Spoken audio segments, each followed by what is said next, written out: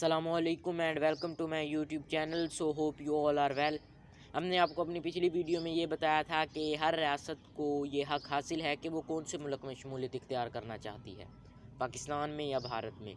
تو صوبہ بنگال اور صوبہ پنجاب کو تقسیم کرنے کا فیصلہ کیا گیا اور نئی سرحدوں کے تعین کے لیے وائس رائے نے 30 جون 1947 کو پنجاب اور بنگال میں حد بندی کمیشن مقرر کیے.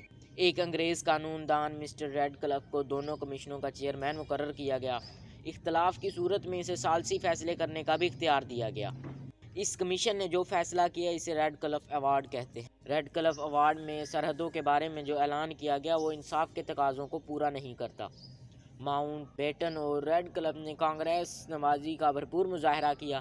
پاکستان سے ملحقہ مسلم اکثریت کے کئی اہم علاقے بھارت کے حوالے کر دیے. گورداسپور کا مسلم علاقہ بھارت کو دے کر کشمیر تک اس کی رسائی کو ممکن کر دیا. اسی قسم کی دے کر بے انصافیاں سابقہ مشرقی پاکستان جو موجودہ بنگلہ دیش کی حد بندی کے سلسلے میں بھی کی گئی. قیمتی اثاثوں اور فوجی ساز و سامان کی تقسیم کے متعلق بھی بہت سی دھاندلیاں ہوئی.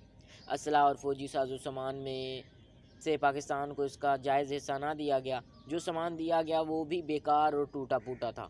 تمام اسلحہ ساز فیکٹریاں بھارت کے علاقے میں تھی. پاکستان نے مطالبہ کیا کہ اسے بھی اسلحہ ساز فیکٹریوں کی مشینری کا حصہ دیا جائے، لیکن بھارت نے اس کے بدلے میں کچھ رقم دینے کا وعدہ کیا. بھارت نے اس وعدے کی بھی خلاف ورزی کی اور پوری ادائیگی نہ کی. گویا لارڈ ماؤنٹ بیٹن نے بھی ہندوؤں کے ساتھ مل کر پاکستان کو کم ساز و سامان، کم اثاثے اور کم رقبہ دے کر اسے ہر لحاظ سے نقصان پہنچانے کی کوشش کی. قیام پاکستان 18 جولائی 1947 کو برطانوی پارلیمنٹ نے قانون آزاد ہند 1947 منظور کیا. اس کی روح سے بر صغیر میں 2 آزاد خود مختار مملکتیں وجود میں آئیں. 13 اگست 1947 کو viceroy lord Mountbatten Karachi پہنچے. 14 اگست 1947 کو قائد اعظم محمد علی جناح اور لارڈ ماؤنٹ بیٹن ایک جلوس کی شکل میں دستور ساز اسمبلی کی عمارت میں پہنچے. وائسرائے نے باضابطہ طور پر قائد اعظم کو نئی مملکت کے اختیارات منتقل کیے. قائد اعظم پاکستان کے پہلے گورنر جنرل بنے. لیاقت علی مملکت پاکستان کے پہلے وزیر اعظم مقرر ہوئے. اس طرح ایک آزاد اور خود مختار اسلامی مملکت کا خواب شرمندہ تعبیر ہو گیا. قائد اعظم نے اپنی فہم و فراست اور خدائے ذوالجلال کی مدد سے ایک ناکام کام کو ممکن کر دکھایا. بانی پاکستان کی حیثیت سے قائد اعظم کا کردار. قائد اعظم 25 دسمبر 1876 کو کراچی میں پیدا ہوئے. آپ نے ابتدائی تعلیم کراچی سے حاصل کی. 1892 میں آپ قانون کی اعلیٰ تعلیم کے لیے برطانیہ تشریف لے گئے. 1896 میں واپسی پر آپ نے ممبئی میں وکالت کا آغاز کیا اور تھوڑے ہی عرصے میں ایک مشہور وکیل بن گئے. آپ نے اپنی سیاسی زندگی کا آغاز 1906 میں انڈین نیشنل کانگریس میں شمولیت سے کیا.